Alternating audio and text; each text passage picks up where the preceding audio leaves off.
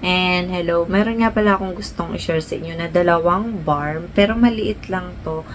Ngayon ko lang siya may share dahil nga ngayon ko lang siya napansin sa mga gamit ko na matagal ko na siyang na-order. And sabi ko, meron pala akong ganito. Ito nga palang si Kupo Bar, tsaka si Kupo Pop. Ayan siya. And nakita ko na to, nabili ko na kasi to, matagal na, last month pa, ngayon ko lang siya napansin sa mga gamit ko. Nabili ko to sa Shopee, pero sa TikTok ko siya nakita. Ito yung kauna-unahang nakita ko no, na nag-trending siya na doon. And sabi ko, meron pala siyang ganito. Ayan, ito naman ay magkaiba sila. Ayan, ito naman ay coffee, ito naman ay volcanic ash. May volcanic ash siya. Ayan, parang nang magkapares lang sila pag unang tingin. Ayan. And hindi ko pa sila natatry kung ano nga ba yung itsura at ano ba, effect nito sa balat. Ayun. And naghanap ako ng mga review nito sa TikTok ulit. Ayan. Wala akong masyadong makita nito sa ibang review. And ito yung isang Kupo Bar Coffee Scrub Soap naman to. Ayan, makikita nyo siya. Kupo Bar Coffee Scrub Soap. Instant Ultra Whitening Baby Skin Bar siya. 3-in-1 na siya. Exfoliate, whiten, and moisture. Ayan yung effect niya sa katawan. And 60 grams lang siya. And makikita nyo, ayan. Sa mga may pan ng coffee, ito. Ayan. And made in Thailand siya. Ayan, sa Thailand siya. And makikita rito ay sulat niya ay Thailand. Pero nakatranslate siya ng English. Ayan siya. And kung paano gamitin ay nakalagay rito 5 to 10 minutes pinababad bago siyang balawan. Ayan. Yung ingredients, ilalagay ko lang dito. Ayan. Medyo marami rin yung ingredients nito, pero yung pinakaano nito, coffee niya ay si Coffee Arabica. Ayun, Arabica. Coffee Arabica. Ayan. And sa nakalagay naman dito ay kung meron ka may problema sa skin, ayan, magtanong muna sa doktor. And meron akong nakitang review nito na twice a week lang siya ginagamit. Yan, depende sa inyo kung sensitive skin kayo. Yung mga, siguro sa mga sensitive skin, 2 to 3 minutes pwede mo siyang ibabad kung gusto mo araw-arawin gamitin. And di ko lang sure kung sa mga sensitive skin. Ayan, ang ingay ng motor. And pagdating dito sa likod, ayan siya. And dito sa side na meron siyang ingredients. And papakita ko yung itsura niya. Maliit lang to, naliliitan ako. Pero nabili ko to ng 70 plus. Medyo namamahalan ako sa akin, para sa akin. Ewan ko sa iba. Kasi maliit lang siya. Halos 60 grams, tas 70 plus. Kasi kukumpara mo sa iba, ganito kalaki ay 30 plus lang. 40 plus, diba? Ito 75. Dahil nga, siguro hindi basta sabon siya. Na, ito parang super pure. Tinan mo. Ayan.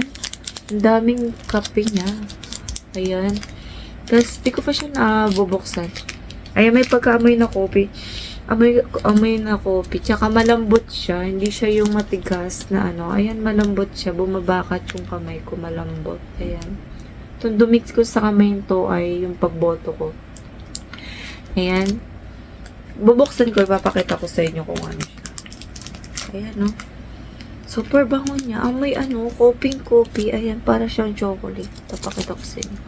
Ayan. Ayan, malambot lang siya. Ayan o, malambot lang. Hindi pa basa ito, pero kung ewan ko mangyayari sa akin. Siguro mga ilang araw lang to sa akin. Siguro mga 4 na araw. Yan, depende sa paggamit. Kasi twice a week lang daw siya ginagamit. Depende kasi sa mga sensitive skin. Ito naman tayo. Dito naman tayo. Kay Kupo Bop. Ayan. Iniwan ko lang kung tama yung bigkas ko. Ito naman, Smoothing Glass Skin for Body and Repair Skin. Ayan. Kung gusto mo, glass skin yung skin mo, tsaka may repair yung skin mo. Ito. And nakalagay rito sa harap dito ay volcanic ash plus ceramide plus zinc and plus hyaluronic acid. Ayan. And 70 grams to. Ito kasi ay 60 grams yung isa. 70 grams made in Thailand siya. Formulation. Ayan. Nakalagay dito, Thailand formulation. Ayan. Ito rin kasi, isa din ay made in Thailand. Ayan. Wala tong sulat na Thailand, pero English yung nakasulat niya. Ayan. Nakalagay rito ay, sa direction naman ay, 1 to 2 minutes siya bago siya balawan. Dito sa isa, dahil scrub siya, 5 to 10 minutes sa mga hindi sensitive skin. Ayan. And, nakalagay rito yung ingredients niya. Ang daming ingredients. Ayan siya. Sobrang dami. Mas marami tong ingredients kaysa dito sa isa. Ayan, no? Mas marami siyang ingredients. And, nakalagay rito ay, yun, sa mga sensitive skin, magtanong muna sa doktor, sa mga, lalo na sa mga asthma, skin asthma. And, tingin ko hindi siya pwede sa may problema sa skin. Ayun. Hindi naman ako, sa mga experience ko lang, yun lang yung nasasabi ko. Ewan ko lang sa, pinaka-final ko nito kung ano nga ba. Ito, pwede to ay daily gamitin. Daily siya gamitin. And, nakita ko rin kasi sa ibang review na daily siya ginagamit. Ito, twice a week. Ayan. Kung sensitive ka. Pero kung hindi, pwede mo siya i-daily. Ayan. And, yung laman nito ay, ayan. Meron ako nakita sa Shopee nito na may mga scrap. Ayan. Mas magandang nasa box na lang kayo bumibili para wala kayong nagiging problema sa skin mo. Ayan. Mas mura kasi yung scrap at ang dami. Per kilo yun. Ayan. Ito naman yung tsura niya. Medyo malambot din to. Mas malaki to kaysa rito. Ayan. Dahil 70 grams siya. Bubuksan ko kung anong laman. Ay, anong niya. Ang bango ng amoy nito. Ang bango, parang amoy rubber. Ang bango niya. Tas mas malambot to kaysa rito. Pero malambot din to.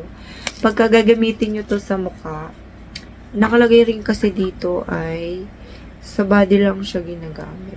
Body. Wala siya nakalagay sa face. Ayan. Mas magandang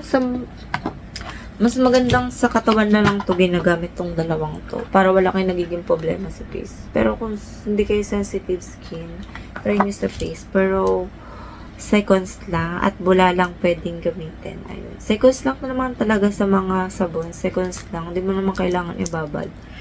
Ayan. Eh, may halo siyang kulay black. Ayan. And ayun lang yung masasabi ko dito. Kung ano nga ba yung magiging resulta ko dito sa pinaka-final review. Sa mga teenager, sa mga bata, mas, siguro 18 pataas, 20 pataas, pwede po. Kung sensitive ka, lalo na bata ka, huwag kayong gagamit ng ganyan. Ayan. And see you next vlog. Bye!